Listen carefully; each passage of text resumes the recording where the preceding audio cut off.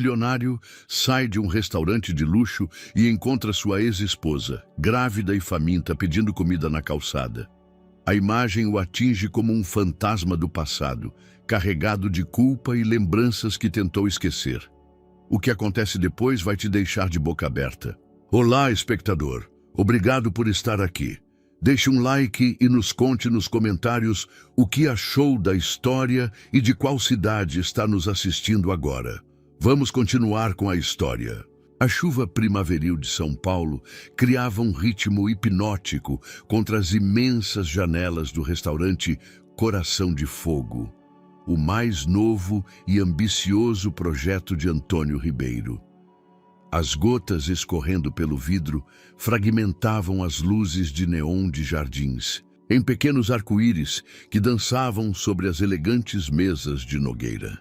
O aroma de moqueca capixaba se misturava ao perfume caro dos convidados, criando uma sinfonia olfativa que deveria ter enchido de orgulho o renomado chefe. Contudo, Antônio se encontrava observando a rua através da janela, com uma taça de cachaça, artesanal intacta em sua mão. Antônio, os críticos da revista Prazeres do Paladar querem te conhecer. A voz estridente de sua publicitária, Cecília, o tirou momentaneamente de seu ensimesmamento. Ele sorriu com aquele sorriso perfeito que havia aperfeiçoado ao longo de anos de eventos e entrevistas, alisou sua impecável camisa branca e se dirigiu ao grupo de jornalistas que o esperavam junto ao balcão de mármore italiano. A cozinha brasileira contemporânea precisa evoluir sem perder sua alma, explicava Antônio com a paixão calculada que caracterizava suas apresentações. Em Coração de Fogo, cada prato conta uma história que conecta nossas raízes indígenas com as técnicas mais inovadoras da gastronomia mundial. Suas palavras fluíam como havia ensaiado, mas sua mente vagava para lembranças que preferia manter enterradas. A inauguração era um sucesso retumbante. Empresários, influenciadores gastronômicos e celebridades lotavam o espaço de 200 metros quadrados que havia custado uma fortuna para projetar. Os garçons, vestidos com camisas de linho bordadas à mão, serviam pequenas obras de arte comestíveis em pratos de cerâmica genuína de Minas Gerais. Tudo era perfeito, controlado, mais uma extensão do império culinário que Antônio havia construído meticulosamente durante os últimos 15 anos. Foi então que a viu. Entre as figuras difusas que se abrigavam da chuva sob os toldos da calçada, uma silhueta familiar captou sua atenção. O coração parou completamente quando reconheceu aqueles olhos verdes que um dia foram seu refúgio, agora olhando com uma mistura de melancolia e determinação através do vidro embaçado. Marina, sua Marina. A mulher que havia desaparecido de sua vida 10 meses atrás, sem explicação, sem despedida, sem nada além de um bilhete críptico sobre encontrar seu verdadeiro caminho. Mas algo havia mudado dramaticamente nela. Sua figura, antes esbelta e sempre elegantemente vestida, agora mostrava a curva inconfundível de uma gravidez avançada sob um velho chale. Seu cabelo castanho, que antes usava sempre perfeitamente penteado para acompanhá-lo em eventos sociais, agora caía em ondas, naturais sobre os ombros, úmido pela garoa. Suas mãos, que lembrava suaves e cuidadas, agora pareciam calejadas pelo trabalho. O que mais o impactou foi vê-la aproximar-se discretamente de um dos garçons que limpava as mesas do terraço externo, aparentemente pedindo os restos de comida que não haviam sido consumidos. A imagem de Marina, sua ex-esposa, a mulher que, um dia, compartilhou sua vida de luxo e reconhecimento, procurando alimento entre os restos de seu restaurante, lhe causou uma comoção que o deixou paralisado. Seus olhares se encontraram através do vidro. O tempo pareceu parar naqueles segundos eternos, onde o passado e o presente colidiram violentamente. Nos olhos de Marina viu surpresa, depois vergonha e finalmente uma determinação inabalável que não lembrava ter visto durante seus 5 anos de casamento. Ela recuou lentamente, como um animal assustado, e antes que Antônio pudesse reagir, desapareceu entre a multidão de pedestres que buscavam abrigo da chuva. "Tudo bem, chefe?" A voz de seu sous-chefe interrompeu o momento.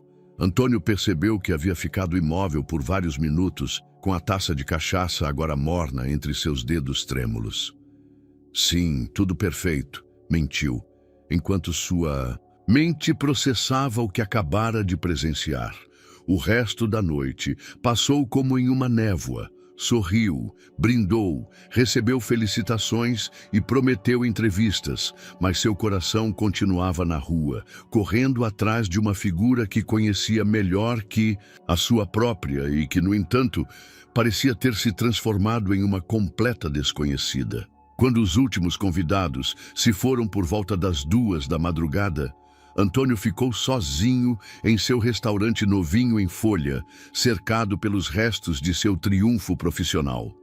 Os arranjos florais exóticos, os pratos de porcelana fina manchados, com restos de suas criações culinárias, as taças com marcas de batom de mulheres que haviam flertado descaradamente com ele durante toda a noite. Nada disso importava agora.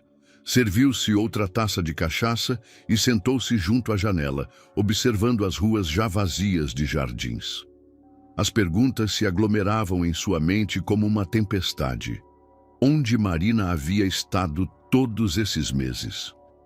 Disse-o. Quem era aquele bebê que esperava? Por que havia desaparecido sem explicações? E a mais dolorosa de todas, o que ele havia feito para que a mulher que um dia o amou preferisse viver na incerteza antes que ao seu lado? A chuva continuava caindo sobre São Paulo, lavando as ruas e levando consigo os restos do dia. Mas para Antônio, aquela noite marcava o começo de algo que não conseguia definir ainda. Uma busca, uma obsessão, ou talvez a oportunidade de redenção que não sabia que precisava até ver aqueles olhos verdes desaparecerem mais uma vez na escuridão. Os dias seguintes se tornaram uma tortura silenciosa para Antônio. Tentava manter sua rotina habitual, supervisionar as cozinhas de seus 3 restaurantes, revisar cardápios sazonais, atender reuniões com fornecedores e dar entrevistas sobre a bem-sucedida inauguração do Coração de Fogo. Mas cada atividade se sentia mecânica, vazia, como se estivesse representando o papel de sua própria vida. A imagem de Marina grávida e pedindo comida não o abandonava. Acordava nas madrugadas de seu apartamento em Alphaville, suando frio, com a sensação de que havia algo fundamental que devia lembrar sobre a noite em que ela desapareceu. Aquela noite de setembro do ano anterior, quando havia retornado de uma conferência gastronômica em Barcelona para encontrar apenas um bilhete sobre a mesa da sala de jantar. "Preciso encontrar quem eu sou de verdade. Não me procure. M." Durante o café da manhã do 5º dia após o reencontro, enquanto fingia ler os jornais gastronômicos na varanda de seu apartamento com vista para a cidade, Antônio tomou uma decisão que mudaria o curso dos meses seguintes. Ligou para Investigações Santos, uma agência discreta que havia usado anteriormente para verificar antecedentes de funcionários e sócios comerciais. "Preciso encontrar alguém", disse a Patrícia Santos quando se encontraram, em um café neutro na Vila Madalena. "Minha ex-esposa desapareceu há 10 meses e a vi brevemente há alguns dias, mas não pude falar com ela. Patrícia", uma mulher de meia idade com expressão séria e profissional, tomou notas detalhadas sobre Marina. Seu nome completo, idade, descrição física, último endereço conhecido e qualquer informação que pudesse ser relevante. Antônio omitiu a gravidez. Algo em seu interior lhe dizia que aquela informação era muito pessoal para compartilhar com uma estranha. "Há alguma razão para suspeitar que ela não quer ser encontrada?" perguntou Patrícia com a delicadeza de quem havia manejado casos similares. "Sim", admitiu Antônio depois de uma pausa, "mas preciso saber que ela está bem. Preciso entender o que aconteceu." Enquanto esperava notícias da investigação, Antônio começou a revisar obsessivamente os últimos meses de seu casamento, procurando pistas que havia ignorado. Lembrava que Marina havia mencionado várias vezes que se sentia perdida e que havia estado fazendo aulas de arte em um ateliê em Pinheiros, algo que ele havia considerado um capricho passageiro. Também lembrava de tê-la encontrado chorando em algumas ocasiões, mas sempre que perguntava o que acontecia, ela respondia que não era nada importante. O trabalho se tornou sua única distração real. Na cozinha do Coração de Fogo, desenvolvia novos pratos com uma intensidade que preocupava sua equipe.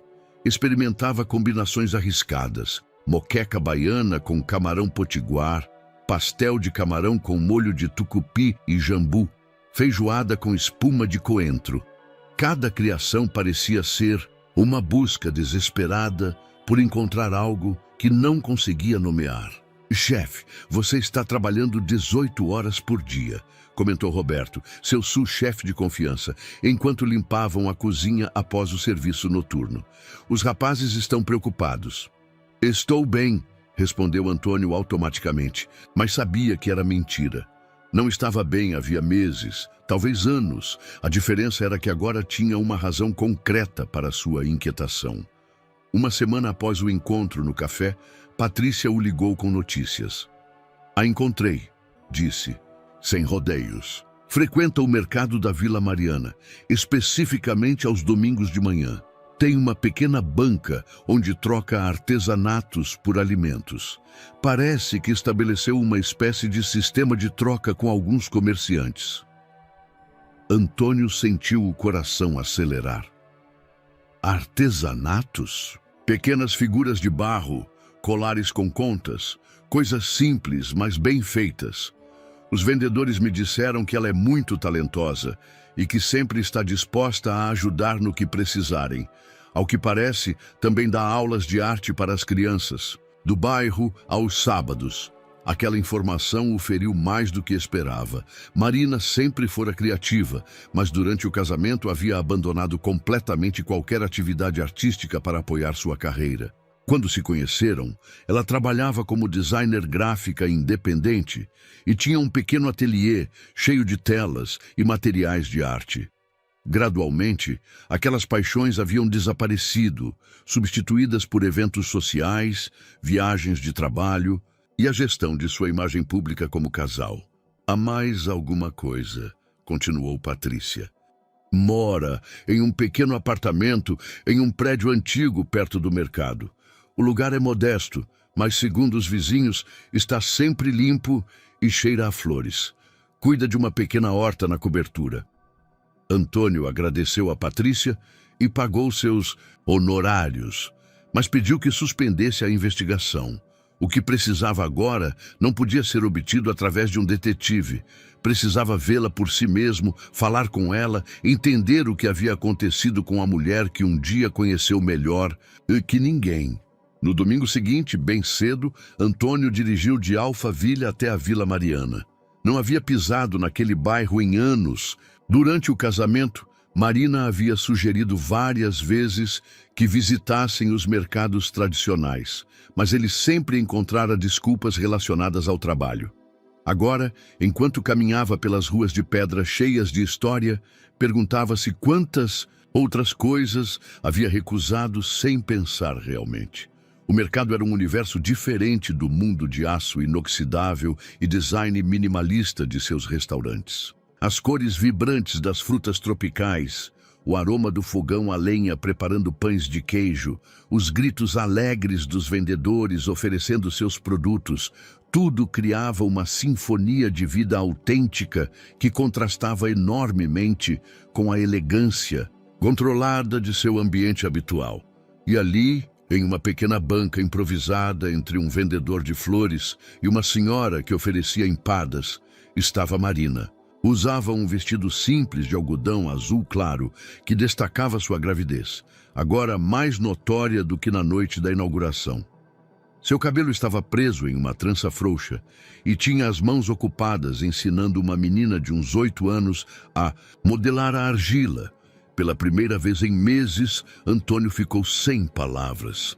Antônio ficou imóvel por vários minutos, observando Marina a uma distância prudente. A transformação era ainda mais evidente à luz do dia. Havia uma serenidade em seus movimentos que nunca havia visto durante o casamento. Suas mãos, agora levemente calejadas, modelavam a argila com uma delicadeza que o fascinava. A menina ao seu lado ria cada vez que Marina lhe mostrava uma nova técnica, e aquela risada parecia iluminar o rosto de sua ex-esposa de uma maneira que ele não lembrava ter provocado jamais. "Me dá um beija-flor igual ao seu?" perguntou. A menina, apontando para uma pequena figura pintada em tons turquesa e dourado que Marina havia colocado sobre a mesa. "Este é especial, Luísa, mas vou te ensinar a fazer um ainda mais bonito", respondeu Marina com um sorriso genuíno. Sua voz tinha a mesma ternura de sempre, mas havia algo novo nela. Uma confiança tranquila que Antônio não reconhecia. Quando finalmente se armou de coragem para se aproximar, caminhou lentamente entre as bancas, parando ocasionalmente para examinar produtos que não lhe interessavam realmente. O aroma das especiarias e das flores frescas criava uma atmosfera completamente diferente da de seus restaurantes, mais terrenal e autêntica. Marina o viu antes que ele chegasse à sua banca. Seus olhares se encontraram e, por um instante, o tempo pareceu voltar a épocas mais felizes. Mas rapidamente, a expressão dela endureceu e se tornou cautelosa. "Antônio", disse simplesmente sem surpresa, mas com uma tensão evidente na voz. "Marina." Ele se aproximou mais, percebendo como ela instintivamente colocou a mão sobre o ventre em um gesto protetor. "Podemos conversar?" "Aqui não", respondeu ela, olhando ao redor do mercado, onde vários vendedores já haviam começado a observar a cena com curiosidade. "Luísa, você pode ajudar a Dona Carmen com as flores por um instante?" A menina, percebendo a tensão, concordou e se dirigiu à banca vizinha. Marina levantou-se lentamente de sua cadeira de plástico, sua gravidez fazendo-a mover-se com cuidado. Antônio instintivamente estendeu a mão para ajudá-la, mas ela a rejeitou com um gesto sutil. Caminharam em silêncio até um pequeno café no final do mercado, um lugar modesto com mesas de metal e cadeiras descombinadas. Marina pediu um suco de graviola. Antônio, um café que sabia que não conseguiria tomar. "Você está diferente", começou ele, buscando as palavras certas. "Você está igual", respondeu ela com um sorriso que não chegava aos olhos. "Como você me encontrou?" "Te vi na noite da inauguração, através da janela." Antônio fez uma pausa. "Precisava saber que você estava bem." Marina expirou lentamente, como se estivesse prendendo a respiração há meses. "Estou bem, Antônio. Melhor que bem, na verdade." "O bebê", começou ele, mas ela o interrompeu. "Não é da sua conta." As palavras caíram entre eles como pedras em água parada. Antônio sentiu uma pontada no peito que não havia experimentado desde a noite em que encontrou o bilhete de despedida. "Marina, por favor. Sei que as coisas entre nós não terminaram bem, mas você desapareceu sem explicações. Eu tinha o direito de saber o que aconteceu." "Direito?" Os olhos de Marina se acenderam com uma intensidade que ele lembrava de suas poucas discussões durante o casamento. "Quando você se importou com a minha opinião sobre algo importante? Quando você me perguntou o que eu queria? Isso não é justo. Sempre te consultei nas decisões importantes." "Você consultava, não perguntava. Há uma diferença." Marina tomou um gole de seu suco de graviola. "Você me dizia o que já havia decidido e esperava que eu concordasse. Como com a casa nova, como com as viagens, como com deixar meu trabalho para ser a esposa perfeita do chefe famoso." Antônio sentiu que cada palavra era uma acusação que não conseguia refutar completamente. Havia lembranças nebulosas de Conversas onde ele havia dado por certo seu acordo, onde havia interpretado seu silêncio como conformidade. Você tem seu mundo perfeito, Antônio. Deixe-me construir o meu, disse Marina, levantando-se da mesa. E o bebê? Insistiu ele, também se levantando. Marina parou, sua mão novamente sobre o ventre. Por um momento, sua máscara de determinação se quebrou e Antônio pôde ver a vulnerabilidade que se escondia por trás. O bebê terá o que eu nunca tive em nosso casamento, uma mãe que sabe quem é. Sem mais palavras, Marina voltou para o mercado, deixando Antônio sozinho no café com mais perguntas do que respostas. As palavras de Marina ressoaram na mente de Antônio durante toda a semana seguinte. Uma mãe que sabe quem é. Aquela frase simples havia destruído mais certezas do que ele estava disposto a admitir. Enquanto supervisionava o serviço noturno em seus restaurantes, enquanto provava novas receitas, enquanto respondia a e-mails de investidores, aquelas palavras o perseguiam como um eco doloroso. No domingo seguinte, retornou à Vila Mariana. Desta vez, não para confrontar Marina, mas para observar de longe, para entender aquela nova versão da mulher que havia compartilhado sua vida durante 5 anos. Comprou um boné de beisebol e óculos de sol, sentindo-se ridículo pela fantasia, mas precisando daquela barreira entre ele e o mundo que Marina havia construído. De um banco do parque próximo ao mercado, a observou interagir com os vendedores e compradores. A transformação era espantosa. Durante o casamento, Marina havia sido tímida em eventos sociais, sempre à sua sombra, sorrindo educadamente, mas raramente iniciando conversas. Ali era diferente. Movia-se com naturalidade entre as pessoas, abraçava as senhoras mais velhas, brincava com os jovens e sempre tinha uma palavra gentil para as crianças que se aproximavam de sua banca. Antônio notou como ela havia criado um pequeno ecossistema ao seu redor. Dona Carmen, a vendedora de flores, lhe guardava as melhores rosas em troca de pequenos vasos de barro que Marina criava. Seu Rubens, que vendia verduras, lhe separava os melhores tomates e cebolas para que ela pudesse cozinhar no fogareiro que havia instalado atrás de sua banca. As crianças do bairro a haviam adotado como uma irmã mais velha, e ela lhes ensinava pacientemente a trabalhar com argila, enquanto suas mães faziam as compras. "É uma boa moça, não é?" A voz ao seu lado o assustou. Um senhor havia se sentado no banco, seguindo seu olhar para Marina. "Perdão?" Antônio ajustou os óculos, esperando não ter sido reconhecido. "A menina Marina. Chegou há uns 6 meses, toda tímida e assustada. Mas olhe para ela agora. É como se tivesse encontrado seu lugar no mundo." O senhor sorriu. "Minha neta Luísa não para de falar dela. Diz que ela ensina coisas que nenhum professor da escola sabe." Antônio concordou sem ousar falar muito. "Sabe, acho que ela estava fugindo de alguma coisa. Ou de alguém. Mas aqui ninguém pergunta muito. O importante é que ela está bem, que contribui para a comunidade." O senhor se levantou. "Espero que o pai daquela criança que espera seja um bom homem. Ela merece ser feliz." As horas passaram lentamente. Antônio viu como Marina fechava sua banca ao entardecer, como ajudava os outros vendedores a guardar suas mercadorias, como se despedia de cada pessoa com genuíno carinho. Quando finalmente se dirigiu para seu apartamento, ele a seguiu a uma distância prudente. O prédio onde morava era velho, mas bem conservado, com fachada de pedra rosa e varandas de ferro forjado. Antônio ficou na esquina, observando as janelas. Do segundo andar, onde uma luz fraca se acendeu. Da rua, podia ver plantas penduradas na pequena varanda e ouvir música suave. Sambas tradicionais que Marina sempre amou, mas que ele considerava antigos. Naquela noite, na solidão de seu apartamento, Antônio começou a lembrar coisas que havia esquecido ou ignorado conscientemente.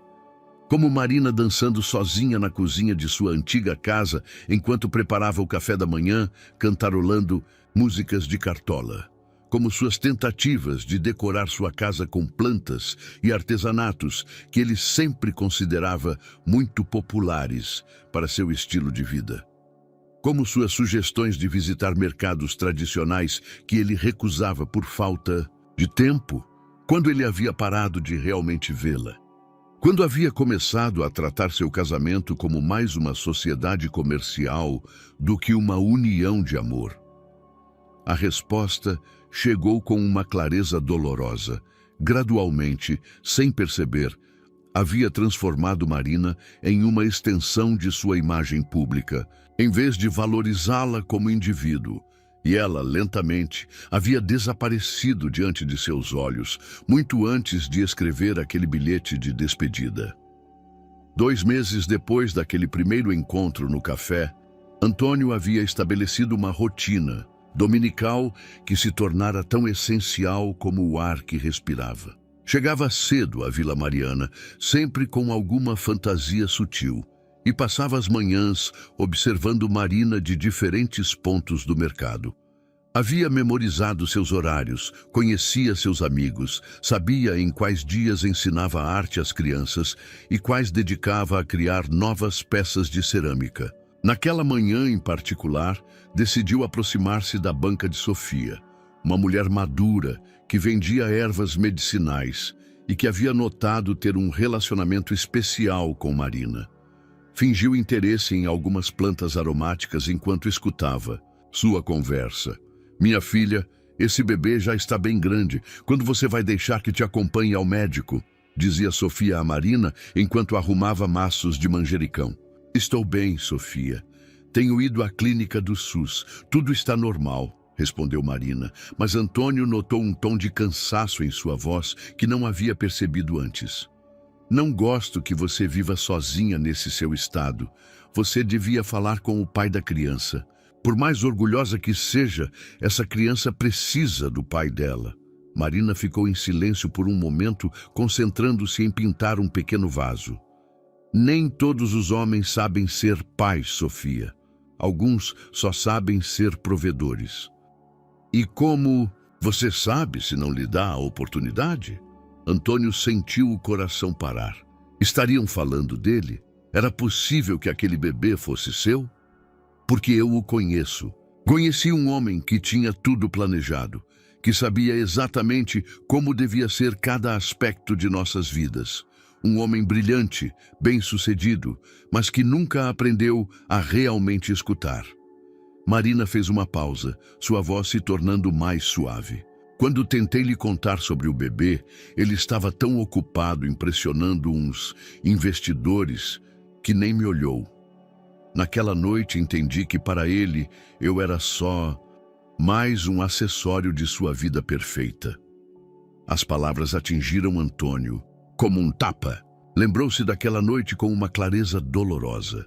O jantar de gala no Hotel Unique, os investidores japoneses interessados em abrir uma franquia de seus restaurantes em Tóquio, Marina chegando atrasada com um vestido azul que ele havia escolhido para a ocasião. Ela havia tentado falar com ele durante o coquetel, mas ele estava completamente absorto nas negociações. Lembrava-se de ter feito um gesto para que ela esperasse, que depois eles conversariam. Depois, nunca aconteceu. Quando retornaram para casa, ele ainda estava eufórico pelo sucesso da negociação, falando sem parar sobre os planos de expansão internacional. Marina havia tentado interrompê-lo várias vezes, mas finalmente havia desistido e ido dormir. No dia seguinte, ele havia viajado para Barcelona para uma conferência. E quando retornou uma semana depois, encontrou o bilhete de despedida. Aquele homem perdeu a chance da sua vida, continuou Sofia. Mas você também tem que pensar no futuro. Esse mercado, essa vida, está bom por agora. Mas quando o bebê chegar, eu vou me virar. Sempre me virei. Antônio precisou se afastar. Precisava de ar, espaço para processar o que acabara de ouvir. Caminhou sem rumo pelas ruas de pedra da Vila Mariana, Passando pela Praça Roosevelt, pelas praças cheias de famílias dominicais, pelos cafés onde casais jovens compartilhavam momentos íntimos que ele havia esquecido como criar. O bebê era dele, seu filho, e Marina havia tentado lhe dizer, mas ele estivera muito cego pelo sucesso para ouvir as palavras mais importantes que ela jamais pronunciaria. A ironia era devastadora. Havia construído um império culinário baseado na ideia de nutrir os outros, mas fora incapaz de alimentar emocionalmente a mulher que mais amava. Retornou a seu apartamento naquela tarde com uma mistura de culpa, arrependimento e algo que não sentia há meses: propósito. Pela primeira vez desde a inauguração do Coração de Fogo, tinha algo claro. Precisava mudar, não apenas para reconquistar Marina, mas para ser o pai que seu filho merecia. Naquela noite, em vez de revisar relatórios financeiros ou criar novas receitas, Antônio sentou-se em seu escritório e começou a escrever uma carta que sabia que nunca enviaria, mas que precisava escrever. Uma carta onde admitia todos seus erros, onde reconhecia como havia falhado, não só como marido, mas como pessoa. A pergunta que o atormentava agora era: seria possível se redimir de anos de egoísmo inconsciente?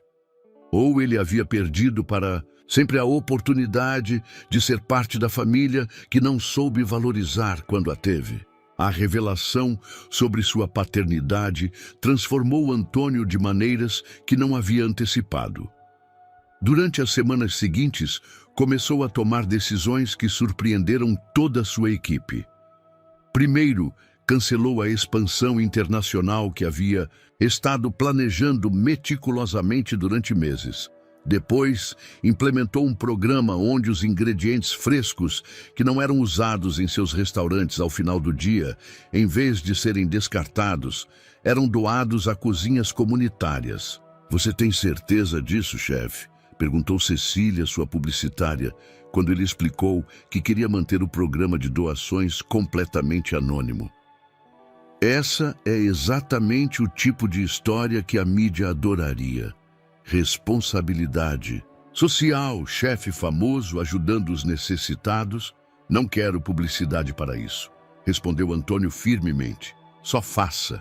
Roberto, seu sous-chefe, o observava com curiosidade enquanto Antônio supervisionava pessoalmente a embalagem dos alimentos que seriam enviados a diferentes organizações beneficentes. "Posso perguntar o que inspirou essa mudança?"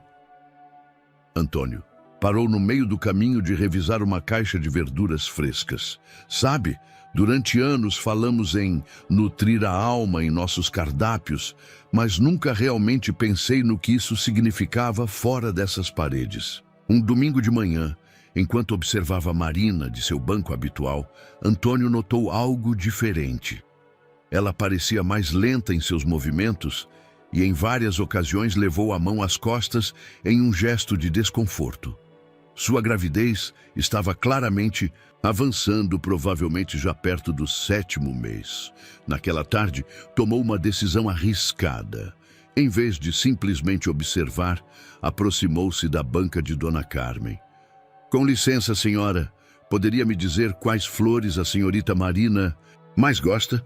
perguntou, tentando soar casual. Dona Carmen o olhou com curiosidade. "O senhor é pretendente da minha menina?" "Algo assim", mentiu parcialmente. "Pois bem, ela adora margaridas. Diz que lhe lembram a infância, mas ultimamente ela está muito cansada, a coitada. Trabalhar no mercado nesse estado." A mulher negou com a cabeça. "Ela precisa de quem cuide dela." Antônio comprou um ramo de margaridas brancas e o deixou discretamente na banca de Marina enquanto ela ensinava às crianças. Não incluiu nenhuma nota, apenas as flores envoltas em papel pardo. Quando Marina retornou e encontrou as flores, Antônio viu de longe como seu rosto se iluminou com um sorriso genuíno. Perguntou aos vendedores vizinhos quem as havia deixado, mas ninguém sabia nada de específico. Aquela pequena ação desencadeou algo em Antônio. Nos domingos seguintes, Começou a deixar pequenos presentes anônimos, um pote de mel puro de abelha, um conjunto de pincéis finos para pintura, uma manta de tricô perfeita para o clima que começava a esfriar. Nunca deixava bilhetes, nunca. Se identificava, mas observava com satisfação como aqueles pequenos gestos pareciam alegrar os dias de Marina. Paralelamente, Antônio começou a frequentar outros mercados tradicionais da cidade. Visitou o mercado da Bahia, o de Ipanema, o de Madureira. Em cada um, observava como funcionavam as comunidades, como os comerciantes se apoiavam mutuamente, como a comida se tornava um elo social mais do que um simples negócio. Uma revelação particular chegou quando conheceu o seu Benedito, um ancião cozinheiro no mercado da Bahia que preparava moqueca em uma panela de barro sobre um fogão a lenha. O segredo não está nos ingredientes caros, jovem, explicou enquanto mexia lentamente o guisado. Está no tempo que você dedica, no amor que você coloca. Minha avó me ensinou que a comida que nutre de verdade é a que se faz pensando em quem vai comer. Essas palavras ressoaram profundamente em Antônio. Ele se lembrou de como, nos primeiros anos de sua carreira, cozinhava com essa mesma filosofia. Quando havia começado a cozinhar para impressionar, em vez de nutrir, naquela noite, na cozinha, do coração do fogo, depois que o último cliente foi embora, Antônio preparou uma comida simples: pastel de camarão com molho de pimenta, feijão tropeiro e água de coco. Ele fez lentamente, pensando em cada passo, lembrando-se do prazer simples de criar algo belo com as mãos. Pela primeira vez em anos, ele desfrutou completamente de sua própria comida. 4 meses depois daquele primeiro reencontro, Antônio havia desenvolvido uma rotina que o mantinha conectado ao mundo de Laura, sem interferir diretamente nele. Seus domingos em Santa Teresa haviam se tornado algo mais do que observação. Ele havia começado a comprar regularmente no mercado, estabelecendo relações cautelosas com os vendedores, enquanto mantinha sua identidade em segredo. Naquela manhã de outubro, quando as primeiras chuvas do outono haviam refrescado o ar da cidade, algo extraordinário chamou sua atenção. No pequeno espaço que Laura havia criado para dar aulas de arte para as crianças, havia pendurado novas obras que o deixaram sem fôlego. Não eram as típicas artesanatos que ela havia estado fazendo para troca. Essas eram pinturas de verdade, telas pequenas, mas extraordinariamente detalhadas, que captavam a essência da gastronomia brasileira de uma maneira que ele nunca havia visto. Um pão de queijo sendo assado parecia exalar um aroma delicioso. Um pilão, com pimentas e especiarias, vibrava com cores tão intensas que quase podia sentir o ardor da pimenta malagueta. Uma tapioca recém-feita na frigideira irradiava um calor quase palpável. São incríveis, não são? A voz de Sofia, a menina que sempre acompanhava Laura, o surpreendeu. A professora Laura diz que está pintando os sabores do Brasil. Antônio se aproximou mais, fingindo ser apenas mais um curioso. As técnicas que Laura havia desenvolvido eram revolucionárias. Combinava elementos tradicionais da arte brasileira com uma perspectiva contemporânea que transformava a comida em experiências sensoriais visuais. Ele podia ver a influência de seu tempo no mundo gastronômico, mas filtrada através de uma sensibilidade artística que havia estado latente durante seu casamento. "Você vende?" perguntou, tentando soar casual. Não vendo. Um senhor muito elegante de uma galeria veio na semana passada e queria comprar todas, mas ela disse que não." Sofia deu de ombros. Ela diz que não quer voltar para aquele mundo de aparências. Essas palavras tiveram um impacto profundo em Antônio. Laura havia encontrado não apenas sua voz artística, como também havia desenvolvido uma integridade que rejeitava as tentações do reconhecimento comercial. Era exatamente o oposto do que ele havia feito durante anos: perseguir incansavelmente o sucesso e a validação externa. Enquanto observava Laura ensinando as crianças a misturar cores para representar diferentes especiarias, Antônio notou algo mais. Havia uma paz nela que transcendia as dificuldades econômicas de sua situação. Seus movimentos eram deliberados, mas relaxados, sua risada era genuína, e a forma como ela interagia com cada criança mostrava uma paciência infinita que ele se lembrava vagamente dos primeiros dias de seu relacionamento. "Olhem, a cor do açafrão não é só amarela", explicava Laura a um grupo de crianças concentradas. "Tem dourado, tem um pouquinho de laranja, e se vocês observarem bem, quando a mamãe usa para fazer arroz, verão que também tem profundidade, como um pequeno sol na comida." A analogia fez com que Antônio se lembrasse de suas próprias aulas de cozinha, onde havia aprendido que os melhores chefes não apenas dominavam técnicas, mas também entendiam a poesia dos ingredientes. Laura havia tomado essa compreensão e a havia transformado em algo completamente novo. Naquela tarde, enquanto Laura guardava seus materiais, Antônio viu chegar o homem elegante que Sofia havia mencionado. Era Heitor Pereira, um galerista reconhecido que havia acompanhado a cena artística brasileira durante décadas. Antônio o conhecia vagamente do circuito social da cidade. De uma distância prudente, observou como Heitor tentava novamente convencer Laura a expor suas obras. "Senhorita Silva, essas pinturas poderiam revolucionar a forma como a arte brasileira contemporânea é percebida internacionalmente", insistia Heitor. "Tenho contatos em Nova York, em Paris. Suas obras merecem ser vistas pelo mundo." "Senhor Pereira, agradeço seu interesse, mas esses trabalhos nasceram aqui, nesta comunidade.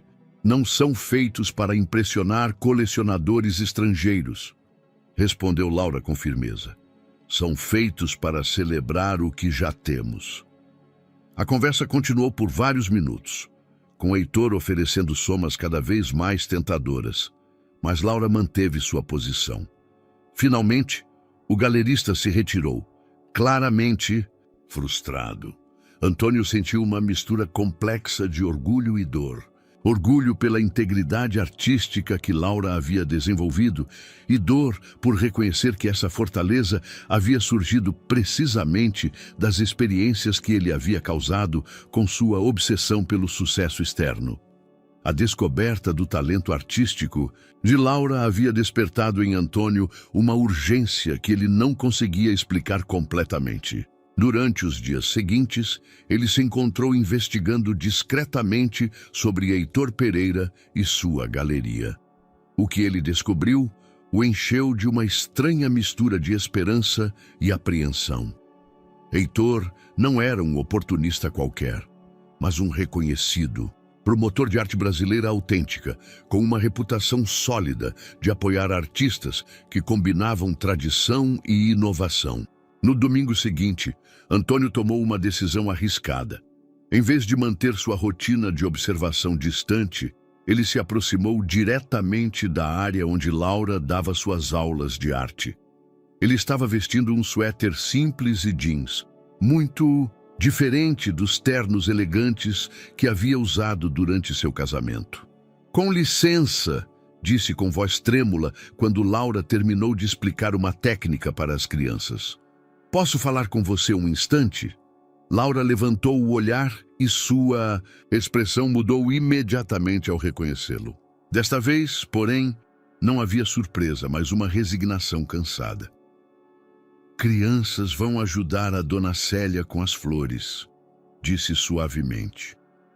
Quando ficaram sozinhos, ela o olhou diretamente nos olhos. "Quanto tempo você está vindo aqui, Antônio?" A pergunta o pegou de surpresa. "Você sabia que... Por favor, você acha que eu não ia notar que todos os domingos aparecia um homem diferente, mas com os mesmos sapatos italianos caríssimos, me observando de diferentes pontos do mercado?" Laura secou as mãos em um pano, deixando manchas de tinta coloridas. "A Sofia me alertou desde a segunda semana. A Dona Célia também percebeu. Em uma comunidade pequena como esta, um estranho se destaca. Antônio sentiu suas bochechas corarem. Eu só precisava saber que você estava bem. Por 6 meses?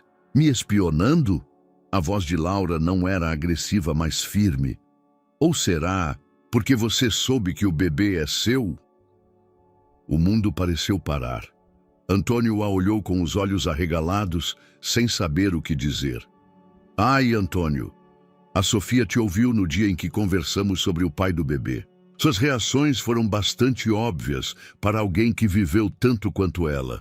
Laura suspirou profundamente. Você realmente acreditou que poderia permanecer anônimo em um lugar onde todo mundo se conhece?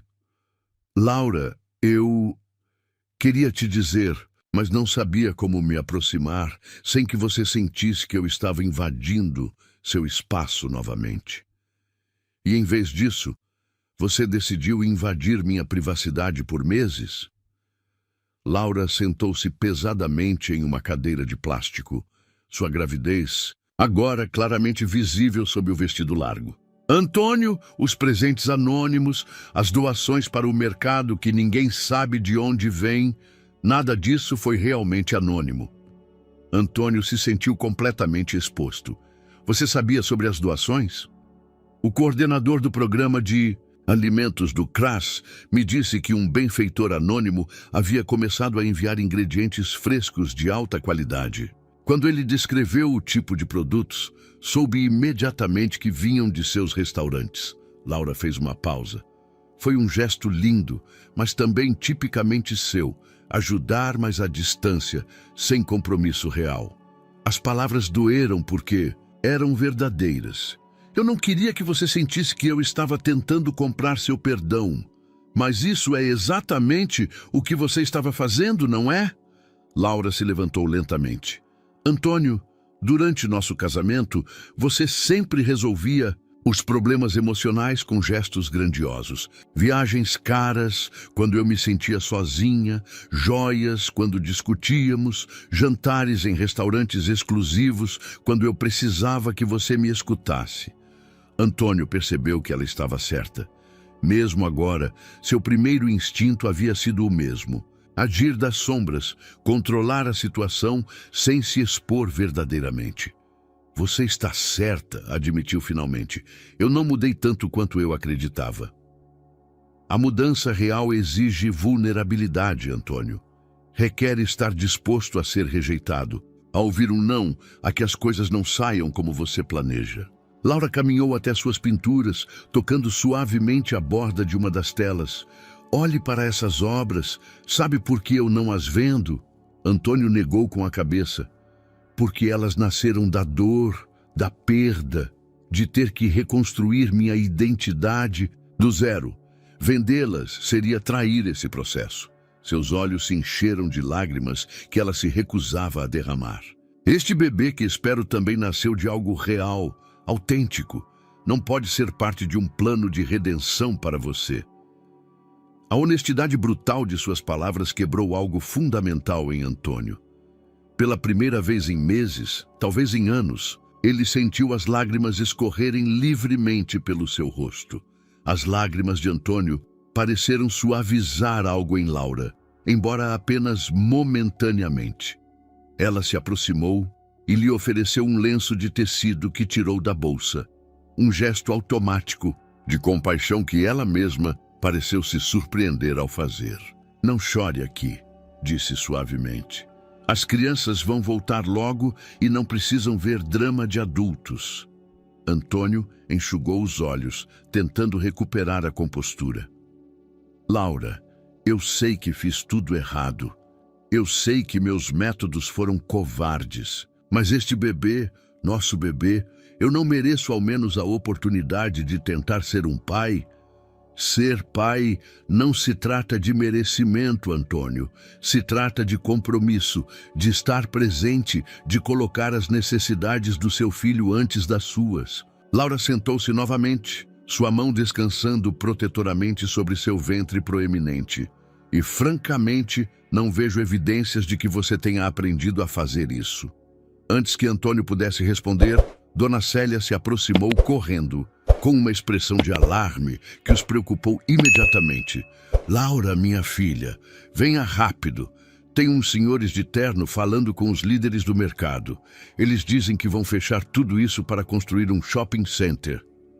O rosto de Laura imediatamente ficou pálido.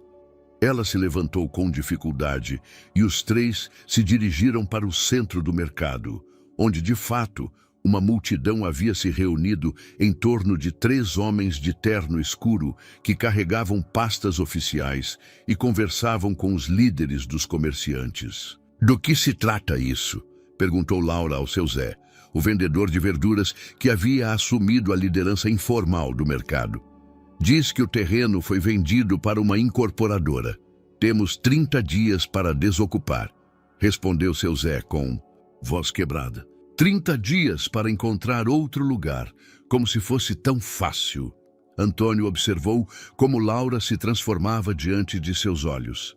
A mulher vulnerável que havia estado conversando com ele momentos antes desapareceu, substituída por uma líder determinada que imediatamente começou a fazer perguntas específicas e organizacionais. Quem é a empresa? Eles têm todas as licenças? Os procedimentos legais para notificar os comerciantes foram seguidos? Suas perguntas eram precisas, mostrando uma compreensão de processos burocráticos que Antônio não se lembrava de ela ter. Um dos homens de terno, claramente irritado pelas interrupções, respondeu com condescendência. Senhorita, tudo está em ordem legal. O Grupo Imobiliário Atlântico adquiriu este terreno legalmente e possui todas as licenças necessárias para o desenvolvimento do projeto Shopping Santa Teresa. O nome da empresa atingiu Antônio como um raio. O Grupo Imobiliário Atlântico era uma das empresas subsidiárias dos investidores japoneses com quem ele havia fechado o acordo de franquia internacional naquela noite fatídica, quando Laura havia tentado contar sobre a gravidez.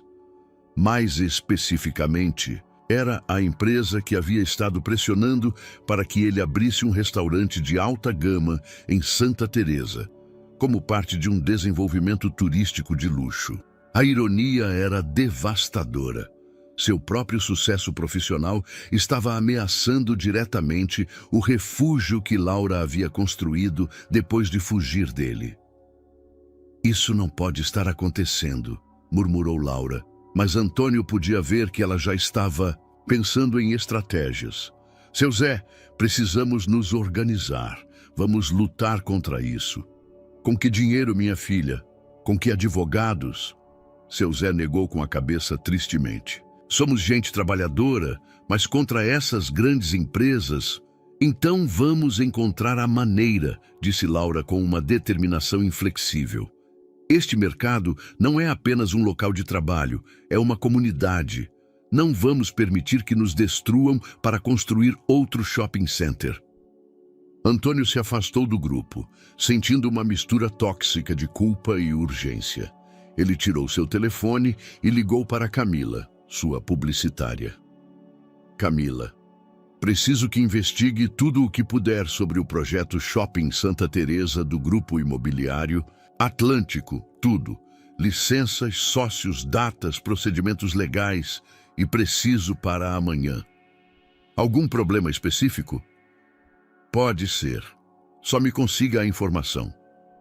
Quando voltou para o grupo, Laura estava organizando uma reunião de emergência para aquela mesma tarde. Sua liderança natural havia emergido completamente e Antônio pôde ver pela primeira vez a mulher forte e independente em que ela havia se tornado durante esses meses.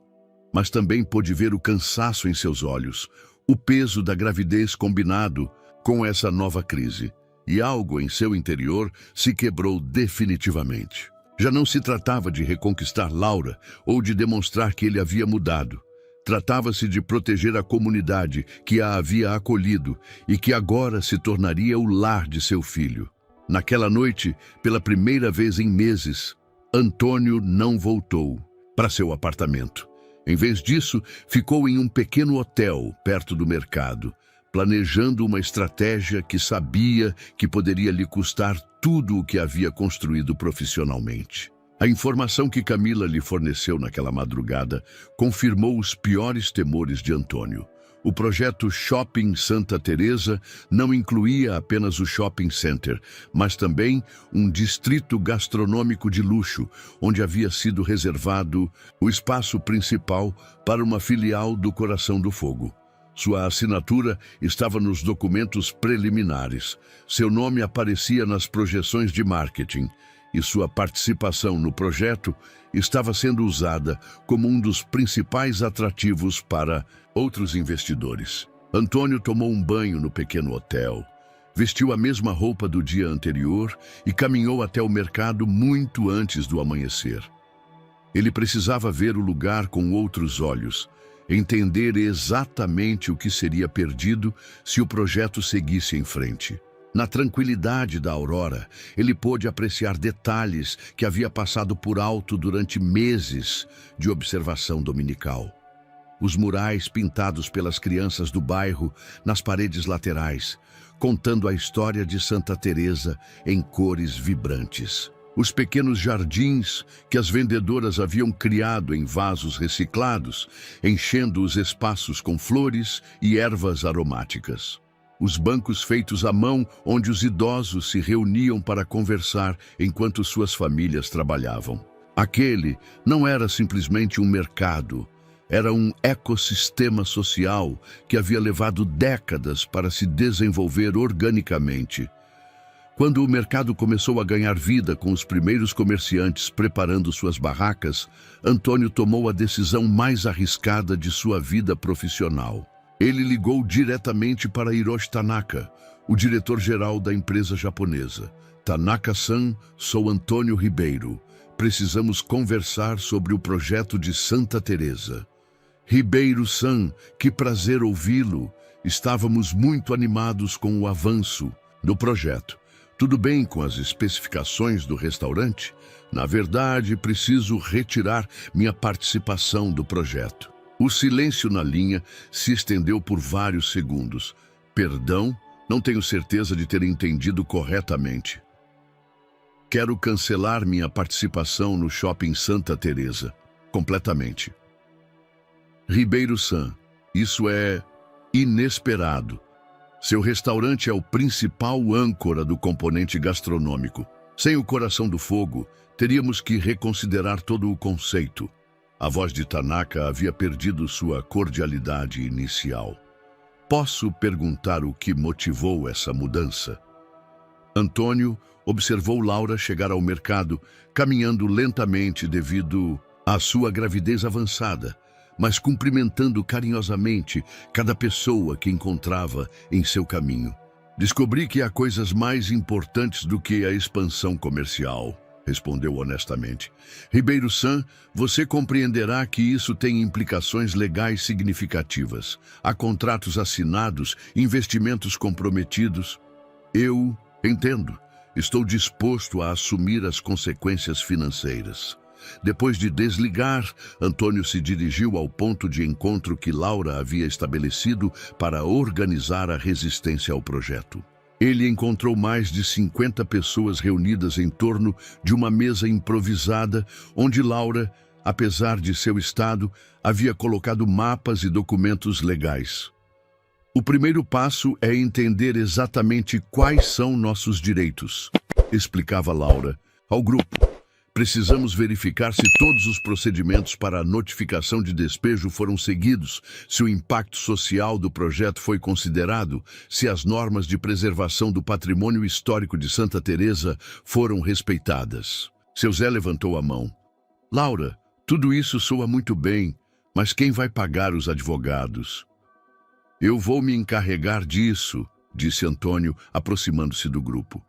Todos os olhares se voltaram para ele. Laura o observou com uma mistura de surpresa e desconfiança. O que você está fazendo aqui? E perguntou Laura. Vim ajudar, de verdade, desta vez. Antônio se dirigiu ao grupo completo. Eu sei que vocês não me conhecem, mas este projeto me afeta pessoalmente.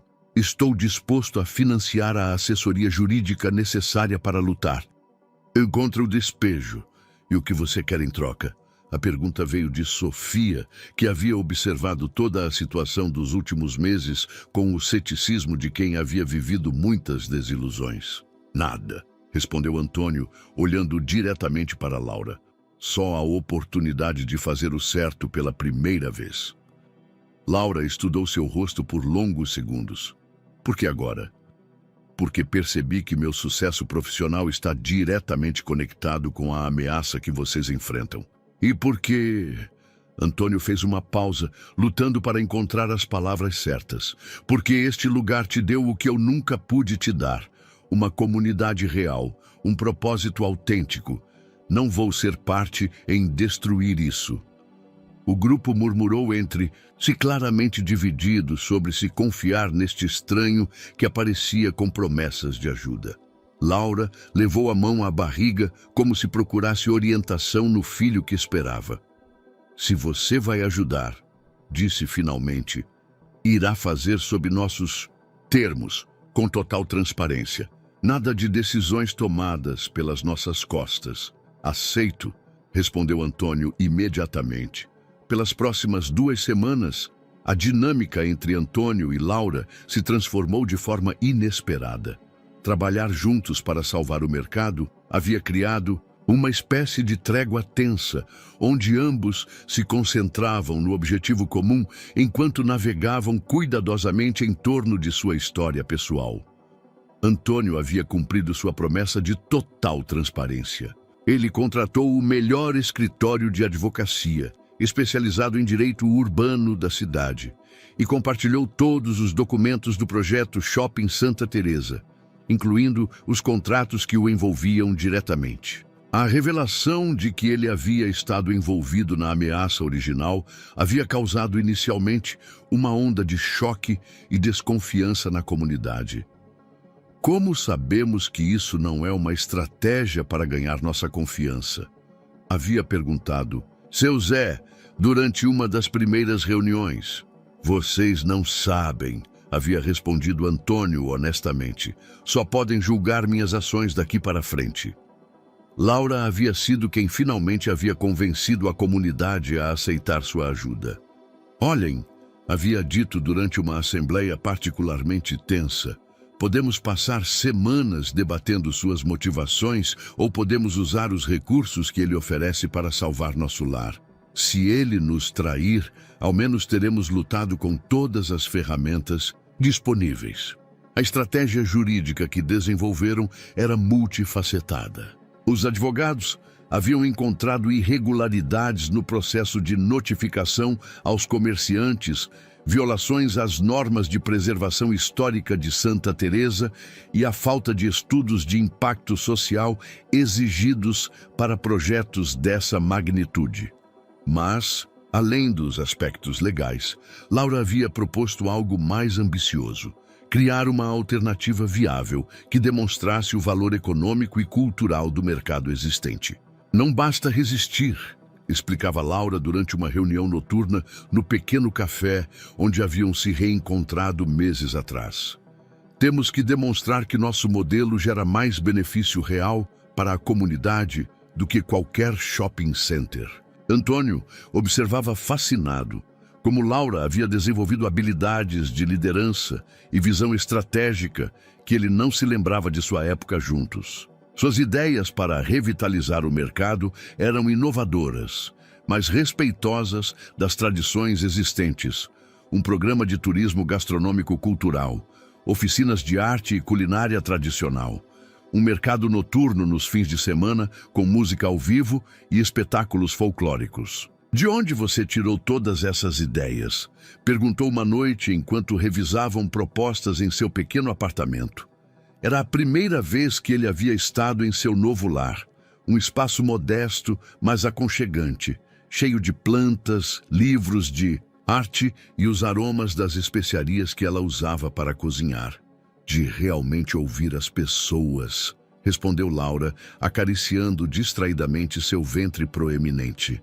Durante esses meses, aprendi mais sobre comunidade e colaboração do que em E todos os anos anteriores da minha vida. A ironia não se perdia em Antônio. Enquanto ele havia estado construindo um império culinário baseado em conceitos de comunidade e tradição, Laura havia estado vivendo esses valores autenticamente. Uma noite particularmente longa, enquanto trabalhavam em documentos até muito tarde, Laura começou a sentir contrações leves. Antônio, que havia estado concentrado em revisar orçamentos, a viu levar as mãos ao ventre com uma expressão de desconforto. "Você está bem?" Perguntou imediatamente, deixando os papéis de lado. "São só contrações de Braxton Hicks. É normal nessa fase da gravidez", respondeu Laura, mas Antônio notou que ela respirava mais profundamente. "Você precisa ir para o hospital?" "Não, só preciso descansar um pouco." Laura tentou levantar-se da cadeira, mas uma contração mais forte a fez parar no meio do caminho. Antônio se aproximou instintivamente para ajudá-la, e pela primeira vez em meses, ela não rejeitou seu contato. Ele a ajudou a chegar ao sofá e lhe trouxe um copo d'água. "Obrigada", disse Laura suavemente, e nessa palavra simples havia algo mais do que gratidão pelo gesto imediato. Era um reconhecimento de que ele havia estado presente consistentemente durante as últimas semanas de crise. "Você está com medo?"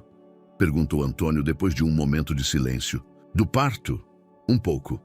Laura fez uma pausa. "Do futuro?" "O tempo todo." Era a admissão mais vulnerável que ela havia feito desde seu reencontro. Antônio sentiu o impulso de fazer promessas grandiosas, de oferecer soluções imediatas, mas algo lhe disse que o que Laura precisava naquele momento era simplesmente companhia. "Eu também estou com medo", admitiu, "de não ser suficiente, de repetir os mesmos erros." Laura o olhou por longos segundos. "O medo pode ser bom", disse finalmente. "Significa que você se importa de verdade." Naquela noite, Antônio dormiu no sofá de Laura, não por romance, mas por precaução médica. E pela primeira vez em anos, ambos dormiram profundamente. A apresentação formal da proposta alternativa para o mercado estava marcada para uma sexta-feira à tarde nas dependências da prefeitura. Eles haviam trabalhado incansavelmente durante 3 semanas, preparando documentos, projeções financeiras e depoimentos da comunidade. Laura, agora em seu 8º mês de gravidez, havia insistido em liderar a apresentação, apesar das protestas de Antônio sobre seu estado físico. "Este projeto nasceu da minha visão", havia argumentado quando ele sugeriu que outra pessoa falasse em seu nome. "Se eu vou lutar por ele, o farei pessoalmente." Naquela manhã, porém, o clima tinha outros planos. Uma tempestade inesperada se abateu sobre o Rio de Janeiro, trazendo ventos fortes e chuva torrencial que provocou cortes de energia elétrica em várias zonas da cidade, incluindo as dependências governamentais onde teriam a reunião. "A reunião foi adiada para segunda-feira", informou a secretária por telefone. "Não há energia elétrica para as apresentações digitais."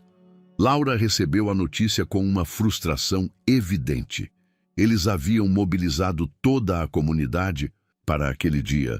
Vários comerciantes haviam fechado suas barracas para comparecer como apoio, e o impulso que haviam construído durante semanas corria o risco de se dispersar. "Não podemos esperar até segunda-feira", disse a Antônio enquanto observavam a chuva da janela de seu apartamento. "Seu Zé me contou que alguns comerciantes já estão considerando se mudar para outros mercados. Se perdermos mais gente..." Antes que ela pudesse terminar a frase, as luzes de todo o prédio se apagaram. A queda de energia havia chegado também a Santa Teresa.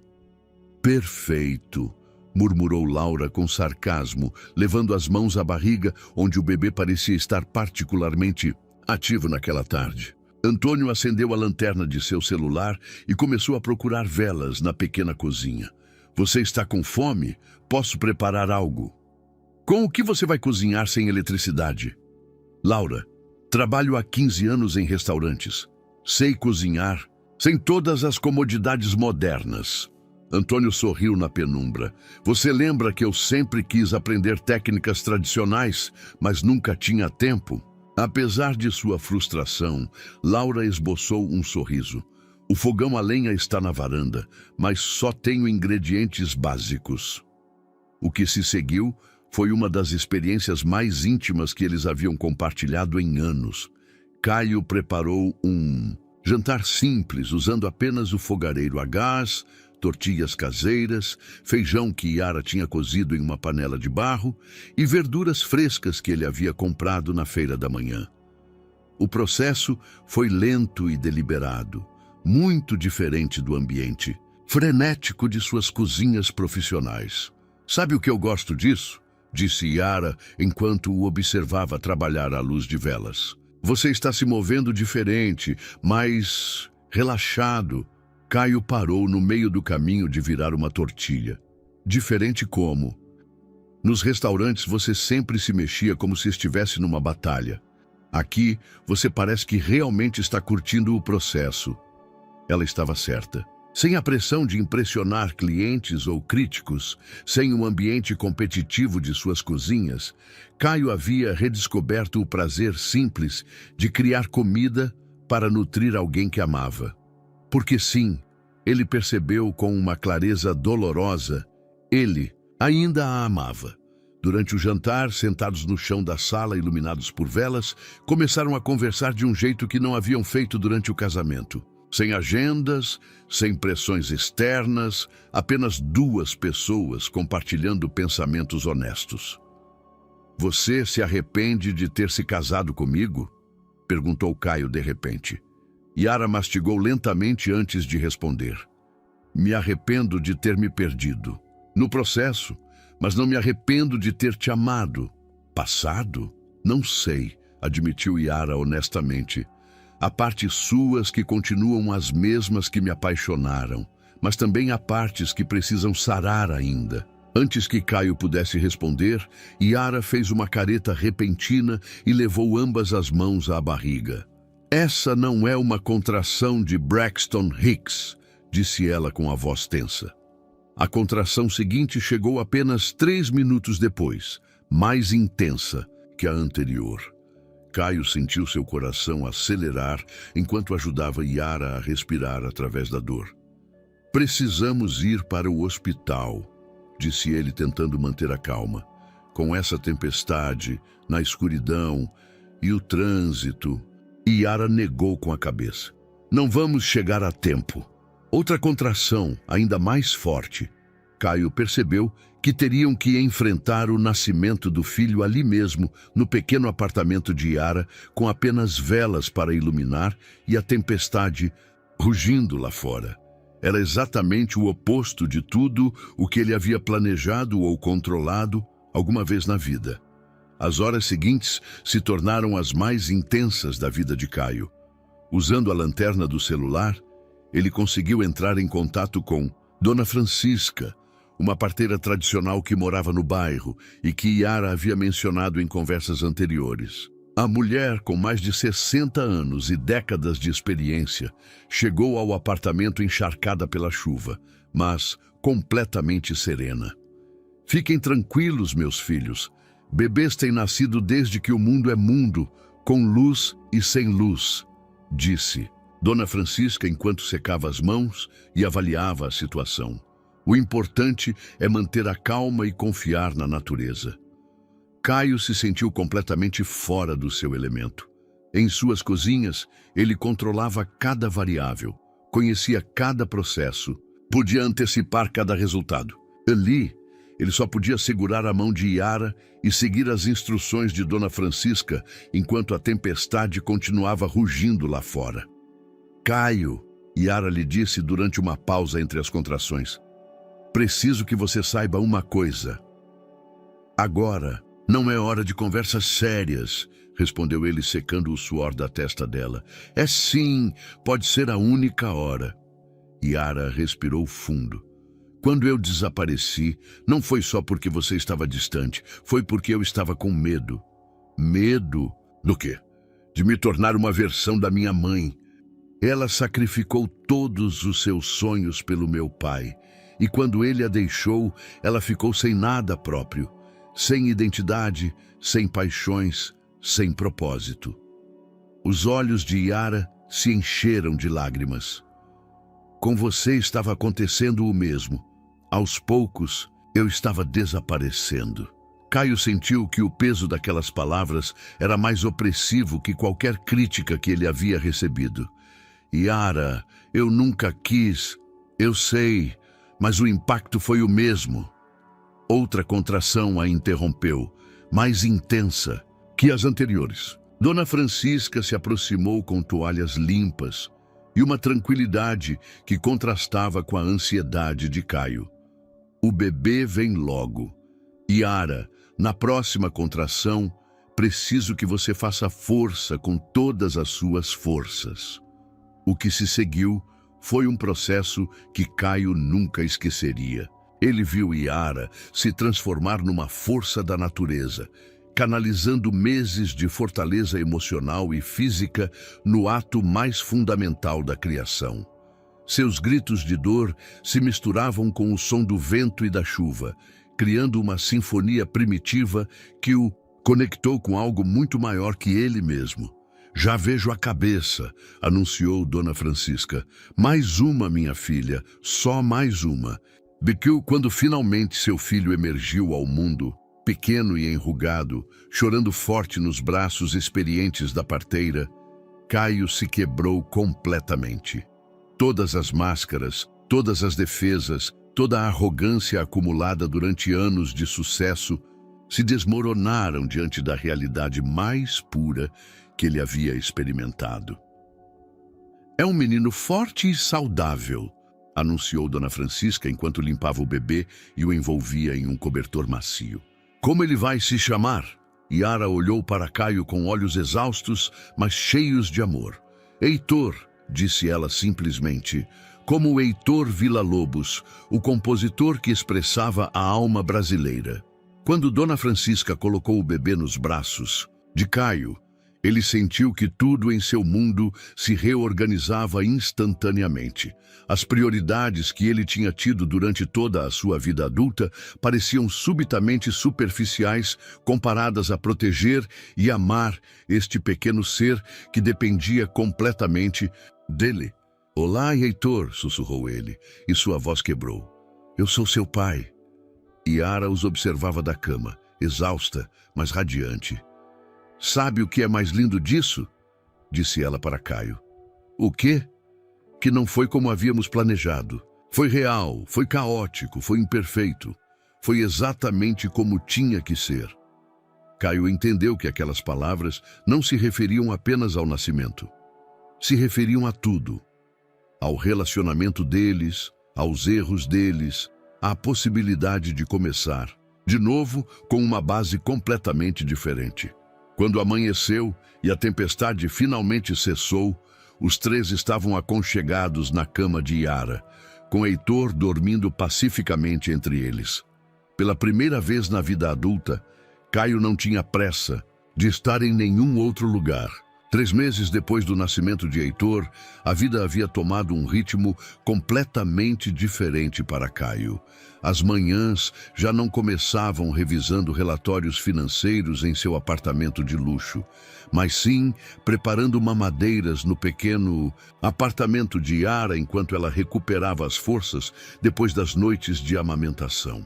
Ele havia delegado a gestão diária de seus restaurantes a Roberto e sua equipe, algo que meses antes ele teria considerado impossível. A batalha legal pelo mercado havia tomado um rumo inesperado. A proposta alternativa que Yara havia desenvolvido havia chamado a atenção não só das autoridades locais, mas também de organizações internacionais dedicadas à preservação do patrimônio cultural.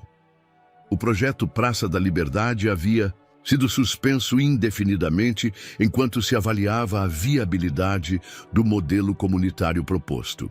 Você acredita que estão vindo gente da Espanha e da Colômbia para estudar nosso projeto? Comentou Yara uma tarde, enquanto amamentava Heitor na pequena varanda do apartamento. Eles dizem que poderia ser um modelo replicável para outros mercados tradicionais na América Latina. Caio, que estava preparando um jantar simples no fogareiro, que ele agora dominava completamente, sorriu ao ouvir o orgulho na voz dela. Você merece. Você sempre soube ver o que realmente importava. Durante aqueles meses, também havia chegado uma proposta inesperada para Yara. Sérgio Braga, o galerista que havia insistido em expor suas obras, havia retornado com uma oferta diferente. Uma exposição em uma galeria prestigiada em Olinda, que se especializava em arte brasileira contemporânea com raízes tradicionais. Não é só uma exposição comercial, havia explicado Sérgio durante sua última visita. Faz parte de um festival cultural que celebra a intersecção entre arte, gastronomia e comunidade. Suas obras seriam perfeitas para inaugurar nosso novo espaço dedicado à arte culinária brasileira. A proposta havia gerado longas conversas entre Yara e Caio. Pela primeira vez desde o reencontro, eles conversavam sobre o futuro como uma possibilidade compartilhada, mas sem as pressões e expectativas que haviam caracterizado o casamento anterior. Se você decidir ir para Olinda, eu te apoio completamente, havia dito Caio numa noite enquanto caminhavam pelas ruas iluminadas de Belo Horizonte com Heitor dormindo no carrinho. E se você decidir ficar, também te apoio. Mas não tome a decisão baseada em mim. E se eu te dissesse que quero que você venha comigo? Yara parou sob a luz de um lampião colonial. Não para me seguir, mas para construir algo novo juntos. A pergunta havia ficado suspensa no ar por dias, enquanto Caio contemplava o que significaria deixar para trás tudo o que ele havia construído em Belo Horizonte. Seus restaurantes, sua reputação, seu império culinário, tudo pela possibilidade incerta de começar de novo em uma cidade onde ninguém conhecia seu nome. A resposta chegou durante um jantar familiar na feira de Belo Horizonte, onde toda a comunidade havia organizado uma celebração pelo primeiro mês de vida de Heitor. Sentado em uma mesa improvisada, cercado por pessoas que o haviam aceitado, não pela fama, mas pela disposição dele em lutar junto com elas, Caio percebeu que já havia tomado a decisão meses atrás. Yara, disse ele naquela noite, com Heitor dormindo em seus braços e o murmúrio da celebração ainda ressoando em seus ouvidos. Eu quero ir com você para Olinda, não porque seja o que se espera de mim, mas porque pela primeira vez em anos eu sei exatamente o que eu quero. E o que é isso? Uma vida onde cada dia seja tão real quanto a noite em que Heitor nasceu. Uma vida onde a comida que eu preparar tenha o propósito de nutrir, não de impressionar. Uma vida onde você e eu possamos ser pais juntos sem tentar recriar o que perdemos. Yara sorriu, e naquele sorriso, Caio viu não a mulher que ele havia perdido, mas a pessoa extraordinária em que ela havia se tornado durante aqueles meses de separação e redescoberta. 6 meses depois, em um pequeno restaurante galeria que eles haviam aberto juntos no centro histórico de Olinda, Caio preparava um jantar especial para a inauguração da primeira exposição individual de Yara.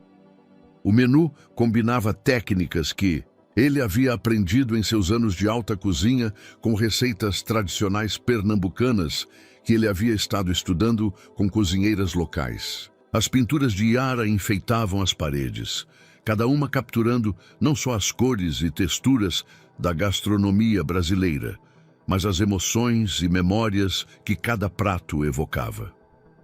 No centro da galeria, uma tela especial mostrava 3 mãos trabalhando a massa para tortilhas, as mãos calejadas de uma avó, as mãos delicadas de uma jovem mãe e as mãos pequenas de uma criança aprendendo a tradição. Sabe o que eu mais gosto deste lugar? Perguntou Yara enquanto observavam as famílias, locais e visitantes, desfrutando juntos da comida e da arte. O quê? que não pretendemos ser algo que não somos. Isso é exatamente o que é. Um lugar onde a comida, a arte e a comunidade se encontram naturalmente. Caio olhou ao redor. As mesas simples de madeira, onde crianças desenhavam enquanto seus pais saboreavam um moqueca feito com receitas centenárias.